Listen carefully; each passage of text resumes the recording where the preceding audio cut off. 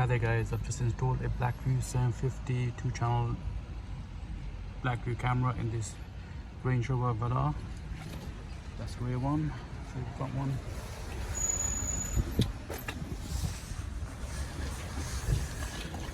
And that is the front camera. It's under hard wiring as well.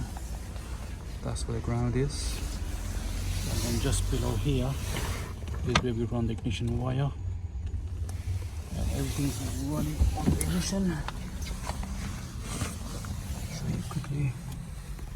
Turn the ignition on.